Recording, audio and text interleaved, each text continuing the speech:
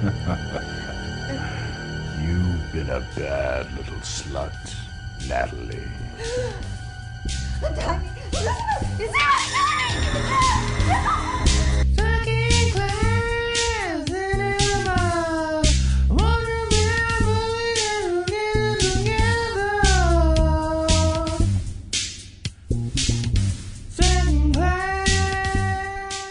Welcome to Second Class Cinema, the show where we watch a B-movie and immediately discuss. I'm Tom. I'm here with Brittany and Eric. Hello. Hello. Hey, guys. How's it going? Not bad. How's it going with you? Pretty good. Doing great. We're all doing good? Great. It's just the three of us again Yes. tonight, sans guest. Just We don't three need of him. us. Hello, sans guest. So we have a bit of a different, we had a change of pace here. Tonight we did a double feature.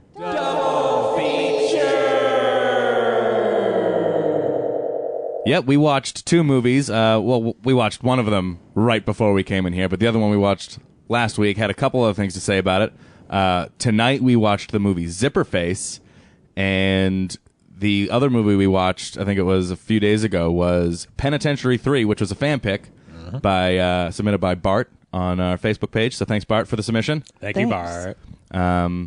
So yeah, I guess we could just start with one. We could start with the one we just watched, Zipperface, then. What do you think? All Sounds right. good?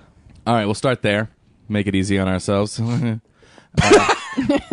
This was my pick, technically. Tom's pick. Oh, Jesus Christ. We're bringing that back. No, it was my pick. Tom's going to tell us about Tom's pick. I just picked up a DVD, and I put it in, and it had Zipperface on it. Yeah. It also had Dracula 2000 on it. It had Dracula 2. It was just, it had Zipperface, and that's why I did it. So careful. I wasn't really prepared. Careful consideration was taken. I was not prepared to make a selection today, even though I had to. So I just went with a point at a DVD and pick one, and so that's what we did. You know, we should go back to it. That's usually what we do for our movie picking anyway. So we're returning to form. Yeah, very true. So that's why. Tom, how could you? So I guess what it's about is there's a killer on the loose. The ultimate serial killer, according to the cover. Yeah, the ultimate. His name is Zipperface, and our main character, Detective Lisa Ryder.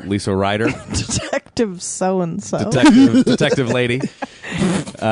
She's got to stop him, and she just got a promotion, and she's got to stop the Zipperface from killing all the hookers in Palm City, Yep. Palm City, California. That's about it. I mean, that's clear, right? Yeah.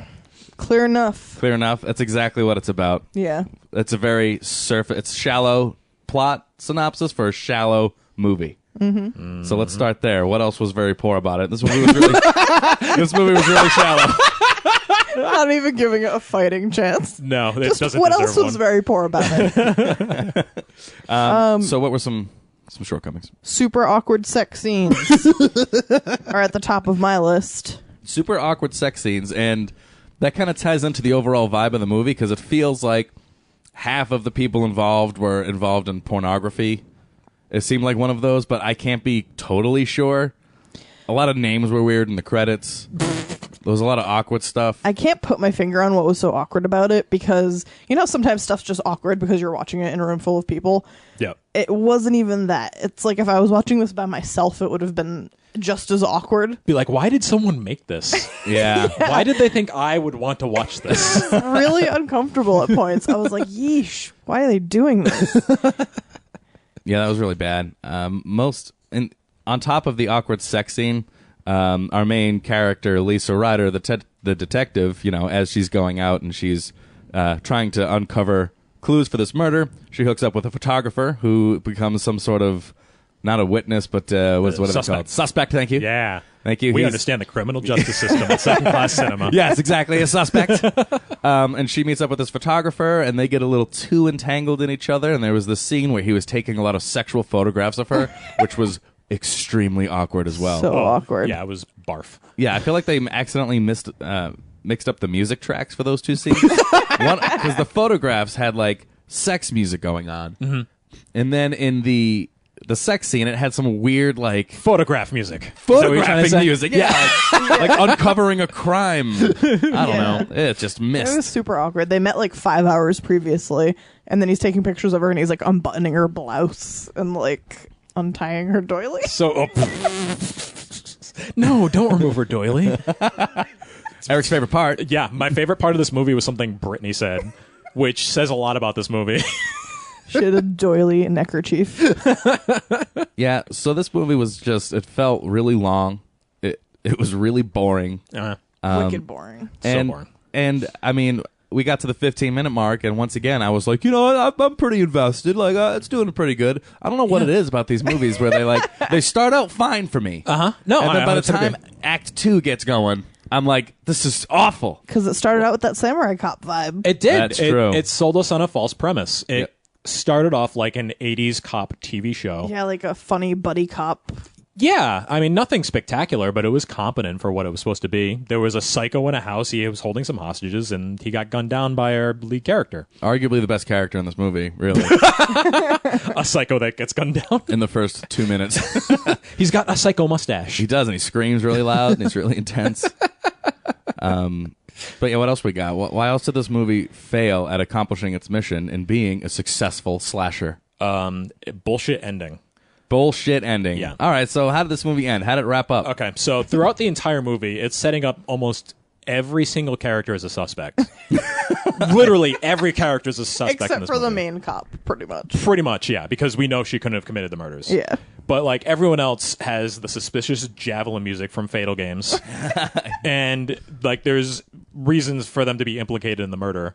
And the final scene shows us that the killer is a character that has zero development and was not hinted at all and just shows up out of nowhere.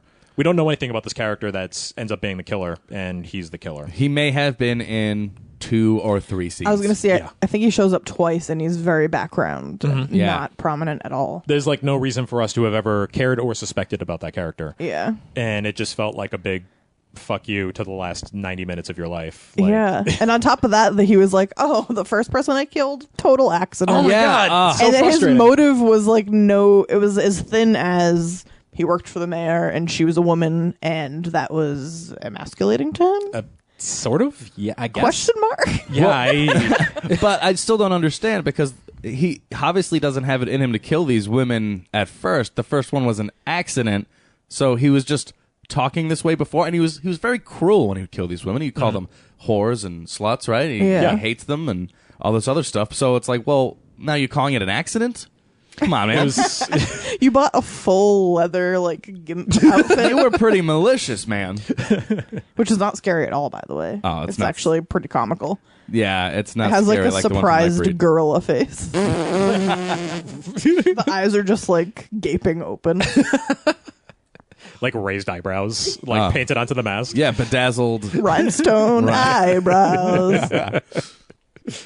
So yeah, on top of that, the killer and most of the death scenes, I would say with the exception of maybe one, were terrible. Oh, Yes. bad. Yeah. Like, this is the movie where it's like, all right, so for Fatal Games, you go, all right, well, at least some of the kills were kind of funny and enjoyable. They put the budget there. Yeah, like, you know, fine, whatever. For a movie like this, it had nothing else to deliver but that, and it could barely deliver it. It's very Yeah. true. My theory about this movie is that they could only afford a choreographer for the opening scene. Yeah. Where they had like the police shootout, which was kind of cool. I'll give them credit for that. Not amazing. But then like the kills had zero choreography whatsoever. Oh, like, they're terrible. The killer like accosts some dude in a stairwell and like he just kind of knifes him in the back like weirdly. Chops him. Yeah, like, and it's not directed very well at all. And then like at the very end of the movie he's fighting Well, he didn't actually even kill that guy. Oh, that's true. That's also true. And then at the end of the movie, he's fighting Lisa Ryder's love interest, and like you never see a punch connect. Like the camera always cuts away from him punching him, and you never actually see anything happen, which tells me the actors didn't want to do it, and they couldn't afford a choreographer to train them. Yeah, very It good point. comes off as very, very cheap. Yeah. Yeah, I feel like that's not that hard to do, though. No, not really. Even Why if it wouldn't looks you silly, just wing it? yeah.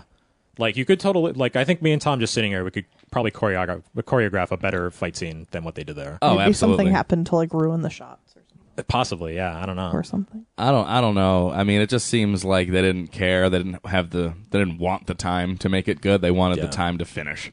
That's all that movie seemed like to me. Is hurry up and finish. And we were kind of speculating that this might have been part of like the direct-to-video boom of the rental years of the 90s. Yeah, because this is 92. Yeah, so 91, 92. like a major studio video might cost a rental company, $100 to purchase, and then eventually they'll make the money back during rentals. You have these, direct-to-video movies where they might be like, we'll give this to you guys for like $40. Well, it's going to be a lot easier for them to make their money back on this, so it doesn't matter what the quality is, just the fact that they can sell it. Exactly, Yeah. and as long as it's got good cover art and it's next to all the other horror movies, and people will rent it. Someone's going to rent it. I would have rented this. Yeah. This is totally something I would have rented when I was like Seems like a very 13. different movie than what it was based on the cover Definitely. and the description. Oh, yeah. Well, that's another failure for this movie is that it started out, it seemed like it was going to be like a detective-styled cop movie. That's the way the first part made you feel. And then it transitioned slowly into, it's going to be like kind of like a slasher movie then. Yeah. All right. And then, it's going to be about cops again. Actually, it's a sexy photography movie. Yeah. And then it's like, oh, no, wait, it's about this relationship now. It just didn't transition from its moods very well, and it just felt really choppy. It definitely jumped all over the place. Yeah, it didn't know what it was for a bit. It came off as like unconnected softcore porn scenes Yeah. without any porno. Yeah, very true. Yeah, it's very awkward.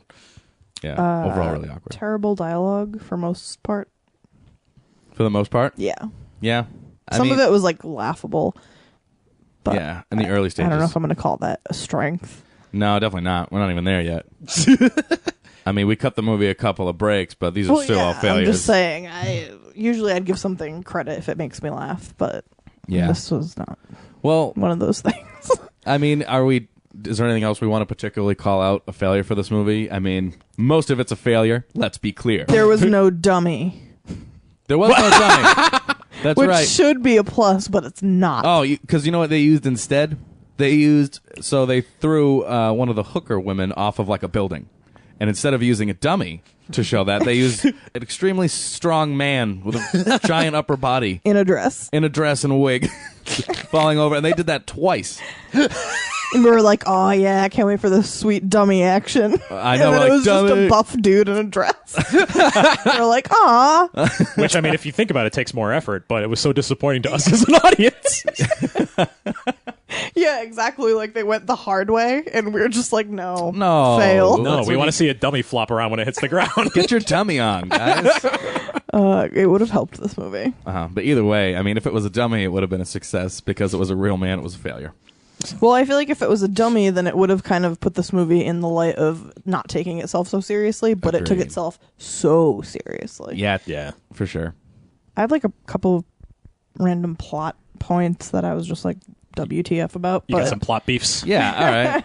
I don't know if that would fall under fails or risks or... No, those definitely aren't risky, I'm sure. There's nothing risky There's about nothing. this movie. Let's This movie is risque. Get that out of the not way risky. right now. The random transvestite, like the guy that worked for the mayor, the the blonde guy. Yeah. Yep. Like, why was he randomly a who's he, what's transvestite?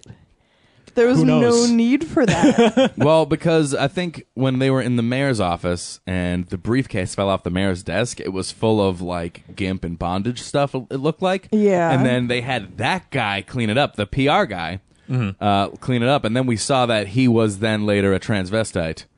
Is that that's what it is, right? He was a transvestite? Yeah. so. I don't know what this movie was trying to No, accomplish. either way, then they were like, oh, okay, well, that was him trying to cover that up. So then it was trying to pull us off the scent of that character who ended up being Zipperface even more. That doesn't make sense to me, though. Yeah, wasn't it the blonde guy's briefcase? Yeah. Like, it was his briefcase, so it was all his stuff in it. Oh, was it his briefcase? I think thought so, yeah. so. He was like looking in it. I don't know. He was like pulling files out of it. Oh, I don't know. Yeah. movie Wait, is guys incompetent. don't share briefcases? Oh my god, it's so weird. Like, I don't know. Listen, He's in Tom, the if we worked in the office. same office, I would share a briefcase. and then you thanks, see Sam. inside his briefcase, and it's like Rope. pantyhose and rope or something. Was that what it was? I There thought it was like leather Like stuff in there, too. underwear Leather. or leather bondage stuff. Yeah. That was Coincidence? And then he's walking down the street dressed as a woman. Yeah, I mean, Out of the blue. this mayor was terrible at hiring her staff. Just awful. Gosh, awful. So plot beefs. What else you got? Let's see. I think whoever made this movie has repressed sexual impulses. That was what stood out the most to me. You know, I was thinking to myself, I'll trim that silence out. just so we can see whatever she's going to say. But I'm going to leave that whole linger leading up to that. I guess that's really it. Yeah, this movie comes off as very sexist. The forced tension between the police department and the mayor's office was fucking bogus too. Awful. Like, yeah. I was not buying any of it. It was just so They all weren't friends? thinly veiled. Oh God, it was just bad. I thought they were all buddies. They're just like a gang of friends. All right, so what was the... we can go to successes. There's very few things to talk about. I have one, What do you Okay, have? Lay it on us. and it's that not. It says not terrible effects. You know Yep. what? When they chose to use effects in a death scene, they weren't terrible. That's it. That's about all I can. Yeah. That's it. And Moving on to risks. In the opening scene, they could afford squibs. Yeah. I can appreciate that as a modern movie viewer. Yeah, that's true. That's not too bad. I mean, yeah, because there was the one scene where he like decapitated a hooker, Yeah. and her head fell in her lap, and it was like, oh, okay. Yeah, it They didn't could look afford a terribly decent- fake. Fake head. Yeah. God, I hated this movie. Yeah, it was real bad. It didn't have very many redeeming qualities at all. It's one of those movies where there's not really any successes. It's mostly favorite parts, which doesn't bode well. No, that's very true. When a movie doesn't have any honestly- successes and just favorite parts, that means it was bad. Yeah. I don't know if I even have a favorite part. Well, I mean, that's a good point too. That's a good point. Well, actually, I need to go backwards for a quick moment and mention in the failures Lay it on us. the fact that there were more than one scene where you saw the boom mic fall in the ground. Oh yeah, I wrote that down too after you said it because I didn't want you to forget. We were just like watching in silence this boring movie, and I just screamed like "boom mic!" Oh my God, you scared the shit And out of Eric got really You did scared, it, too. and that was it. That was terrible. Just looking down the list here. Any other successes? Or I'm sorry. Yes, I got no successes. No, I would- nothing. Um, Everyone wears lingerie in this movie. That's not a success. No, that's not a success. What are you talking about? I will say one thing though, that the character of the police chief Was great. was a pretty loved good him. character. He was going to be one of my favorite parts, actually. Oh, and I was actually, let's talk about this for a second. Why is it that no matter how bad a movie is, the police chief always stands out and is always good? I think, Why? I think because the people that make movies like this know how to hire and cast a police chief. Do you think there was one casting director for all movies in the 80s that were like, oh, It was a imagine union. there's a whole agency that was just police chief hiring. It was a union thing. Yeah. You belong to the police chief actor union, and they would hire you because you were good at what you did. Yeah, and that's be a police chief. I think it's just that it's the one character in these types of movies that's impossible to write in a way that is just bluntly honest. Yeah. Like, it's the one character that just isn't full of shit. So that's why it's always so funny. Yeah, that's a good point. Just yelling, constantly speaking their mind. They always have, like, heartburn. They're taking pills. Yeah, just fueled by rage while everyone else is like fumbling over these boring lines. If we don't have anything else to say, we can move on to favorite parts. And if we do that, then I want to continue to talk about the police chief. All right, I'll give it to you. Let's do it. All right. So, on top of the police chief being a redeeming quality of the movie, the fact that there was one scene where he was just drinking a glass of milk Yes! was the best. And to give some perspective for the listener, he They don't need that. he's got a big, like, bushy mustache, and he looks like Lee Van Cleef. And he's got this big, like, frosty glass of milk, and he's, like, taking pills with it, and he's just drinking it down. And he's doing it in the way that you expect someone to drink, like, a shot of scotch. like it's sidekicks. Yeah, make mine milk too. Is he in his office? I think he is, yeah. Yeah, with a tall glass of milk. Frosty glass of milk. All right, so anyone else have any favorite parts about now we're here? Nope. Not really. That's the problem. I don't know. I thought I liked more about this movie. I know. There was really nothing. I have one favorite part too What do you that got? I want to throw out there that made me laugh. So at the end of the movie, when we find out that the mayor's person or other is Her assistant. or Let's say. thing was the serial killer or whatever, and he was in the Zipperface. Who's he what? So when we found out that guy was the problem, the mayor shows up and she literally looks at everyone in the face and she goes, "What are you saying?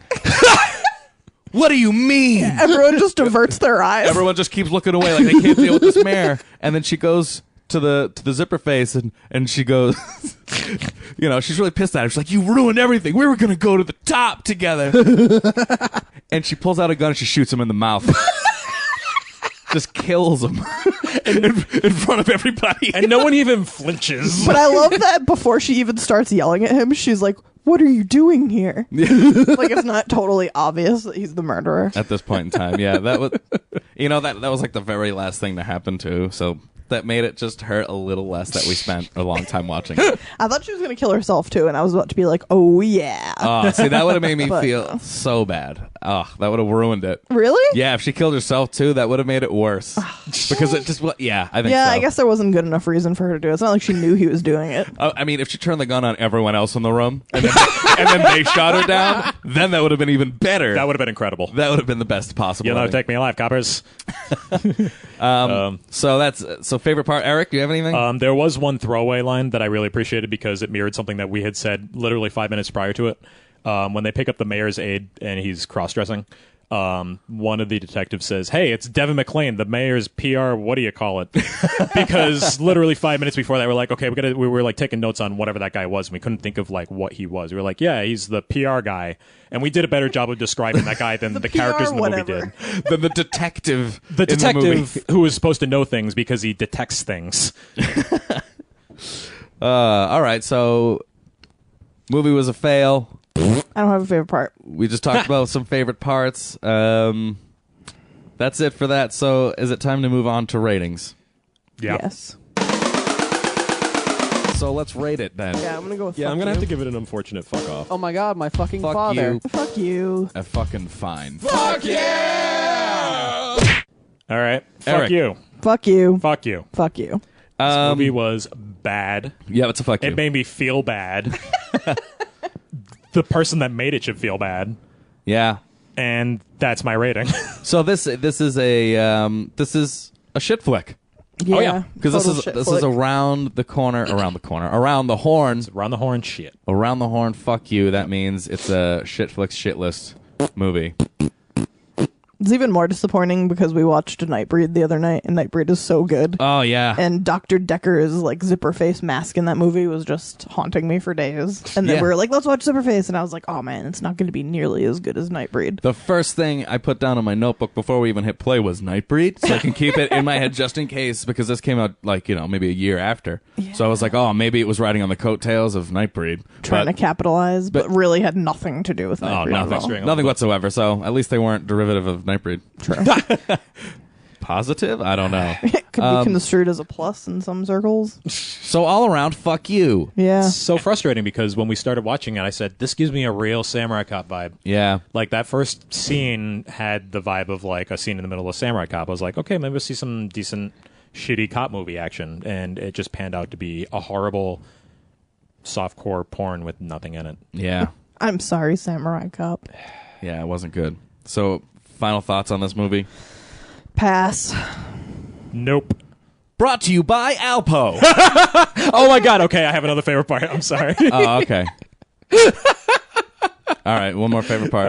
All right. The killer is with two of the prostitutes, and there's another one that's waiting in the closet for I can't remember why, but she's like getting freaked out by the S&M action that's going on in the other room, and she turns around all panicky, and it cuts to a shot of Alpo chicken dinner for like a couple of frames. We don't know why that happened. I don't know. I think it was an excuse to tie it in later with the guy, with the other detective who didn't get the promotion over our Lisa Ryder. Oh, Right. Who like bought the dog food for his girlfriend's dog. Yeah, so they made us think it was him for a while, and then it wasn't. He pulls up to the crime scene at the final scene With his dog. with the dog. And he's like, stay. Oh my God, it's not him. Who is it? Oh, it's this character we haven't heard anything about. Fuck off. It wasn't this massive chauvinist you've been setting us up to think it was the whole time. You sickos. Fucking balderdash. That's the best way to describe this movie. It's total balderdash. All right, let's move on to Yeah. Penitentiary 2. Let's go Penitentiary 3. No referees, no restrictions, biting, scratching, kicking, whatever you want. And we keep going till one of us drops. All right, so we're going to move on to Penitentiary 3, the fan pick from Bart. I don't know if he's an actual fan, but he suggested it anyway, and so we watched it. Yes, we did. And we watched it on we watched it on YouTube. And yeah, we'll dive in. And so a little history from us in Penitentiary, we have none. We did not watch we didn't watch Penitentiary 1, we didn't watch Penitentiary 2. We didn't look up anything about this movie whatsoever, and we found it on YouTube and hit play. The only thing I researched is that Penitentiary 1 came out in 1979 and Penitentiary 3 came out in 1987. Yeah, that is true. We did do that, but that was just by happenstance on YouTube. Right. And that was kind of like my initial suspicion was this was something that might have been something back in the late 70s, and then like some trash director brought it back in 1987. Yeah. And I think it was the same director for all 3 penitentiaries. Was it? Yeah, so this wasn't like just a half-ass cash-in, but it was done by Cannon Films. Yeah. Who are notorious for scores and scores of bad 80s movies, some of which feature Sylvester Stallone and our good friend Charles Bronson. And everyone's pal, Charlie Bronson. So who wants to say what it's about, if we can? Because let's be clear. We didn't watch this just now. We watched this on Thursday or Wednesday? Tuesday, actually. Oh, it was Tuesday. Yeah, it was a little while ago. Okay, so it was almost a week ago. I think I can try to give it a crack. All right, give it a crack. You want to crack it? Description. Give it a crack. Let's do it. Crack that whip. All right, so Penitentiary 3 is about a boxer called Too Sweet who was framed for murdering, manslaughtering an opponent in a boxing match. Yes. He goes to prison. One of the big criminals in the prison named Serenghetti, who is white as snow, by the way. I don't know. He's an albino, I think. He's Billy Idol albino. I don't know. I just imagined that it would be some like cool African dude, and it was just this fucking awful white guy. But anyway, so he tries to recruit him for the prison boxing match against the warden's champion, whoever that may be. Too Sweet says no, and then fucking a bunch of stuff happens. Yeah. That's pretty good, actually. Yeah, no, that kind of sums up my opinion of this movie. All right, so... But then he ends up fighting for the warden. Plot twist. It was. So let's start with what the movie did right while we can. I have 0 strengths. Yeah, do I have anything positive in this? Not really, no. Except for the decaSLAM. That's a favorite part, though. That's not a positive we gotta thing. we gotta be careful with this because Only- everything I have listed as good in this movie is not a success. I mean, for the movie's success, is it fit into that... I feel like it fit into 80s B-movie market well without... Yeah. With, I think, being semi-conscious. You know, it wasn't like an unconscious bad movie like the one we watched, Zipperface. Mm-hmm. It was almost conscious. I think it was self-conscious about how bad it was. Yeah, I think it was trying to embrace a lot of the things that were poor about it, so that Like a bad trauma movie. yeah, I felt like I got whiffs of trauma, Mm-hmm. Yeah, only a little bit. The plot was so ridiculous, I don't see how anyone could have had a hand in making this and not realizing what it was. Yeah, totally.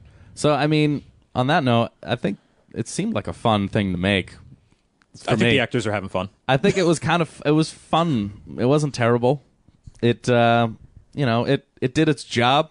There was tension, there was build up, there was too much going on for me. Yeah. I just felt like it was too busy. They didn't focus on anything. They didn't build anything up or explain anything. Yeah, It was just like, now this is happening, now this is happening, now this is happening. But I don't know. I think that worked in this movie's favor because I don't really. I mean, it's called Penitentiary. Like it's Yeah. You know, it's not about Too Sweet. It's not. It's about what's happening. I don't know. In the penitentiary. Yeah. I think maybe to pile on what Brittany was saying, it fails to set up tension in the correct way because halfway through the movie, our main character, Too Sweet, is training his buddy to be like a boxer in this Sweet fight. Nut. Sweet Nut, yeah, exactly. He's training Sweet Nut, and Sweet Nut loses in a fight to another boxer played by Danny Trejo, a very young Danny Trejo. Yeah, that's right. Which was pretty fucking sweet to see. That was awesome, yeah. That was probably the best part of the movie. Sweet Nut gets his ass kicked, like almost murdered ass kicked. And finally, Too Sweet is like, okay, I'm ready to fight again. I'm going to fight for my friend who fell in the ring.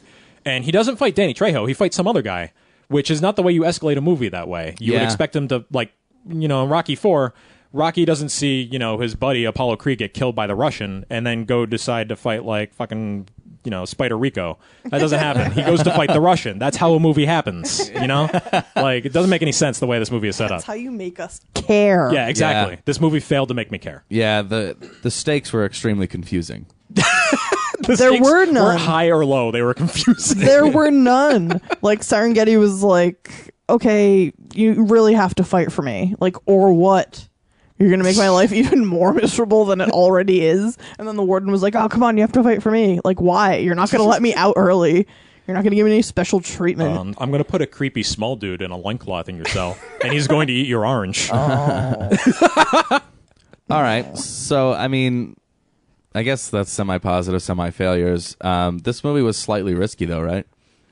I mean, it was. It did a lot of unorthodox stuff. Unorthodox, I think, is the best way to put it, because I didn't expect any of these things to happen in this movie, to be honest with you. Especially the extended fight scene between Too Sweet and the small man. I don't have his name written down. Midnight Thud. Midnight Thud. Tribal bondage midget. I put African-American dwarf. You PC motherfucker. Got to keep it PC, guys. Come on, watch your mouth. IMDb said midget, so that's the only reason I'm saying it. Yeah, that's IMDb is true. written by IMDb like said it. vagrants and deviants, though. Just my kind of people.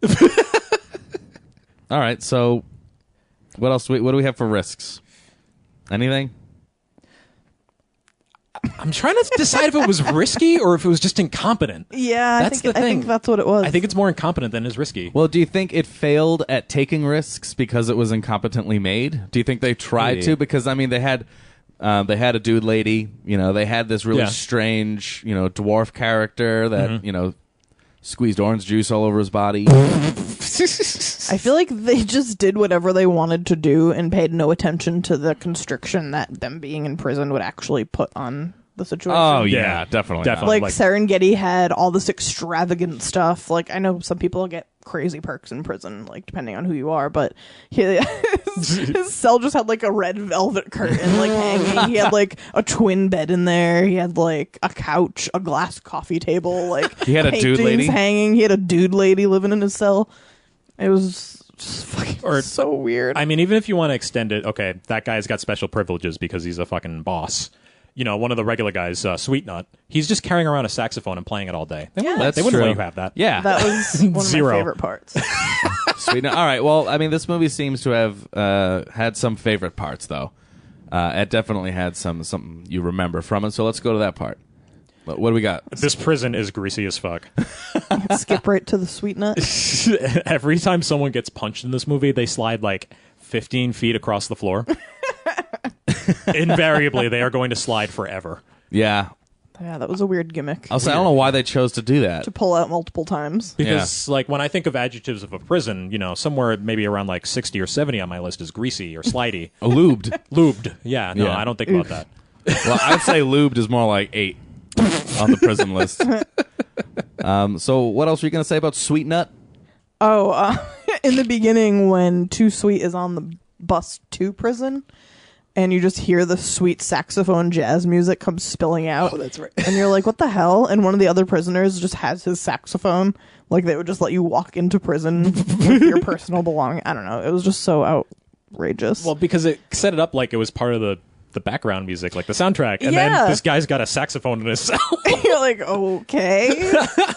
I guess that's realistic. I mean, I feel like there were some aspects of this that I felt like it was a movie that, and we've said this before about other movies, but it was almost like the audience was children, but the content was for adults. Like, I don't know. It's one of those weird movies. Tommy Sleepover movie. Yeah. Yeah, actually. Yeah. Penitentiary 3 sounds about right. We would be watching and be like, that was awesome. Oh, we would have loved this. We're at the right 12. age. Yeah. None of the fight scenes were really good. No. No. Like, at all. No. With the exception of, like, the last 15 seconds of the very last fight. Yeah, which we can transition to our collective favorite part. decaSLAM. Okay, so It was actually 11 times. it I wrote 11? it down. What is 11? I know. I don't know. I got a Homestay C plus is- in geometry.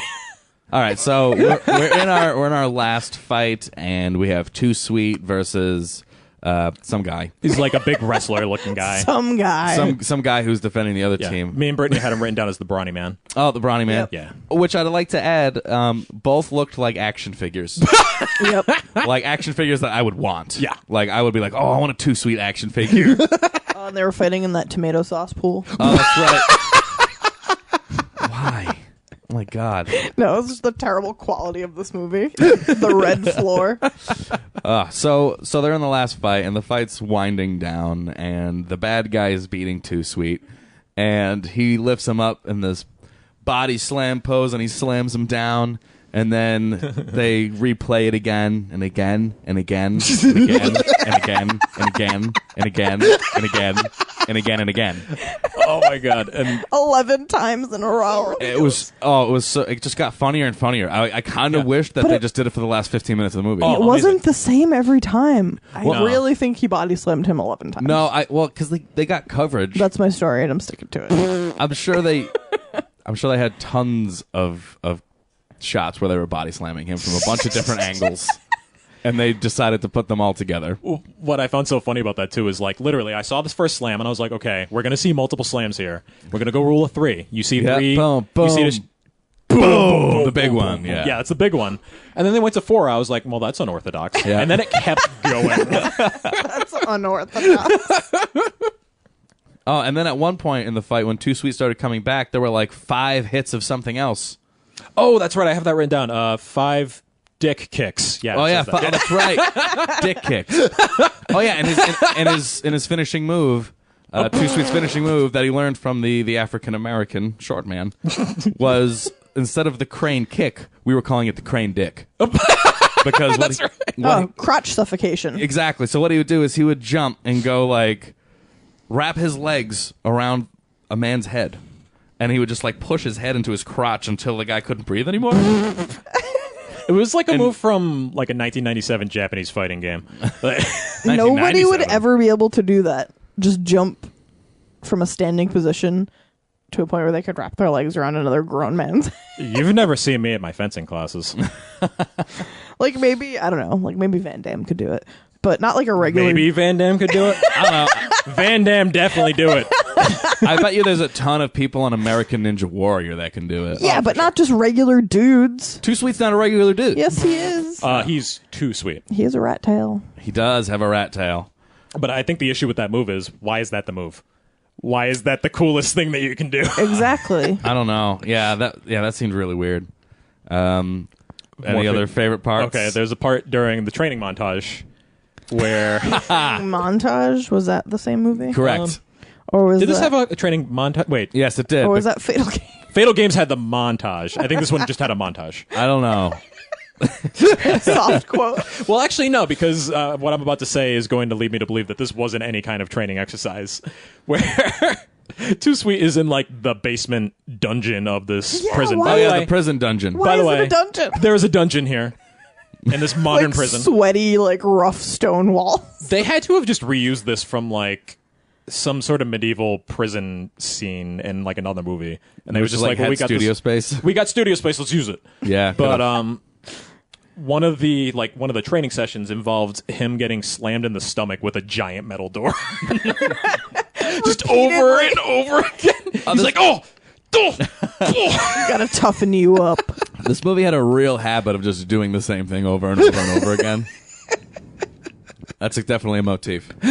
So you can't. I mean, if that's what the movie's doing, that's what it's doing. So be it. Anything else we want to do before we rate Penitentiary 3? You know what I didn't understand? What didn't you get? I didn't understand when he first gets to the prison and Midnight Thud goes in his room and they fight. Yeah. And then he like takes his orange and then they fight again and he gets his orange back and then he squeezes it on himself. Do you remember that? Yeah, I do. That's Takes why I like said a bite out of it covered and then himself he in orange juice. Yeah, he squeezes it like all over his chest. Maybe it was good for his skin. I just didn't understand. It just didn't make sense to me. it's nice sistress treatment." I was like, "You're in jail. You have nowhere to wash that off. What are you doing?" You can't get good skincare in a jail, and that citrus is going to tighten the muscles. You don't need a glycolic peel on your chest. Yeah, he did. Oh, that's like a nightmare, just being stuck sticky somewhere. Ugh. Yeah, I guess so. In isolation or whatever. But yeah, overall, this movie had like a Tecmo World Wrestling vibe. It really did. Yeah. The guy that we've called the Brawny Man, he kind of looked like a guy that we've named Crandall. Crandall? Crandall? Question mark? Yeah, in Tecmo World Wrestling.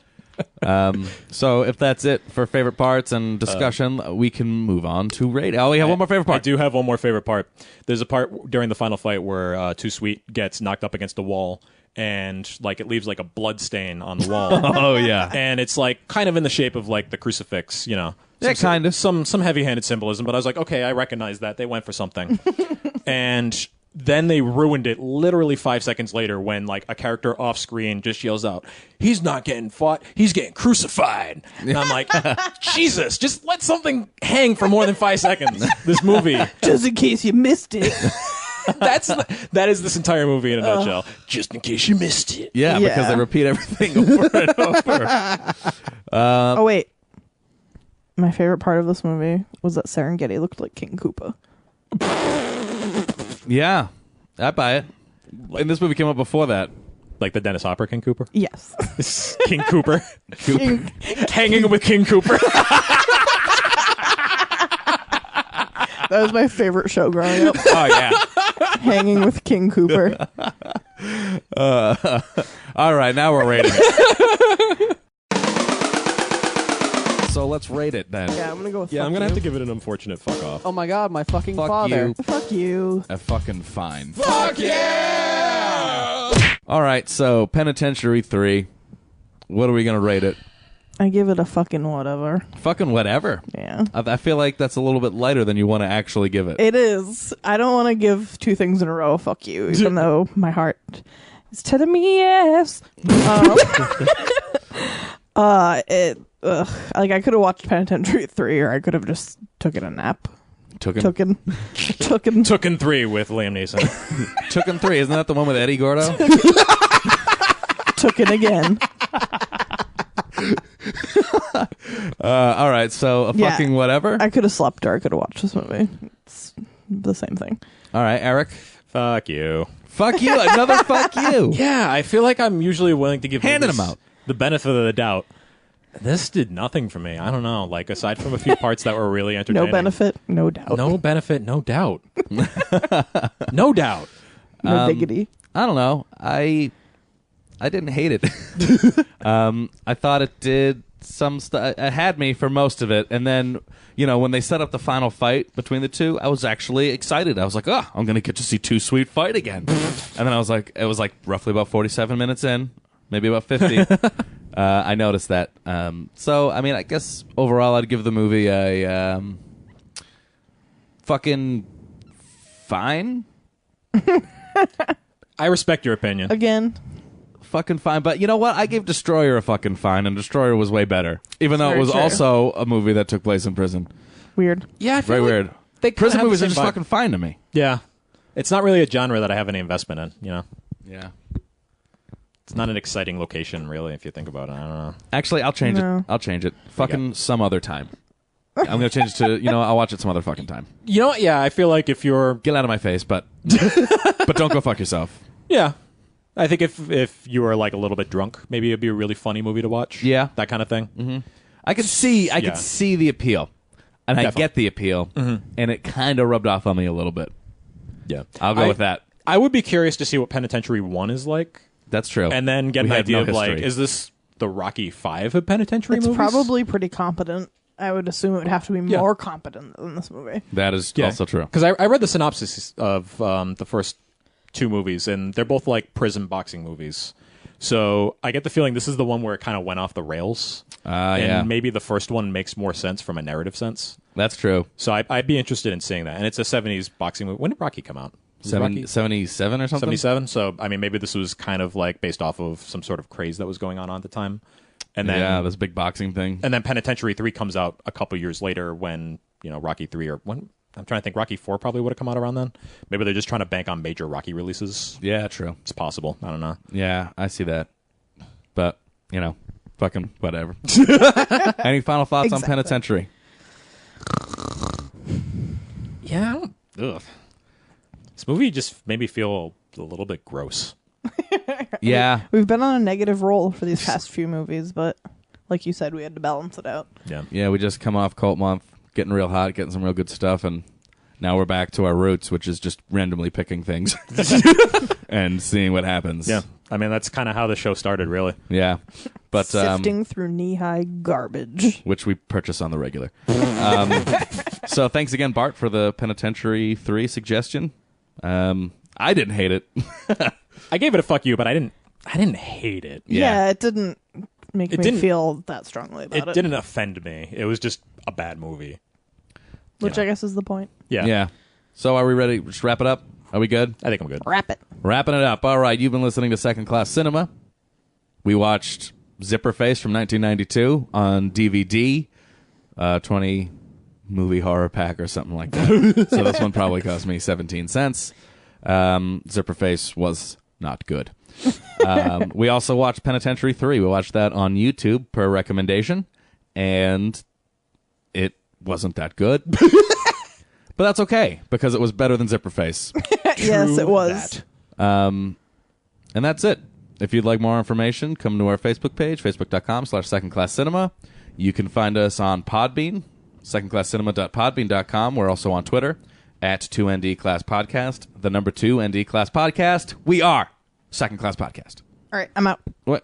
We have more things to say. We're on Imager. Well, I guess we'll just discuss our amazing gifts without you. Goodbye, Brittany. We're on Imager, where we post all the GIF files for the movies that we watch. Good reaction stuff. It's just fun to click through and catch a couple highlights of the movie. We try and make them our favorite parts, or at least something that we talk about. Yeah, check it out. See if it might be something you'd be interested in. Get a quick overhead view. Yeah, and that's on the Podbean site. That's on Imager as well. The Fatal Games ones came out really good. Yeah, Fatal Games are up now.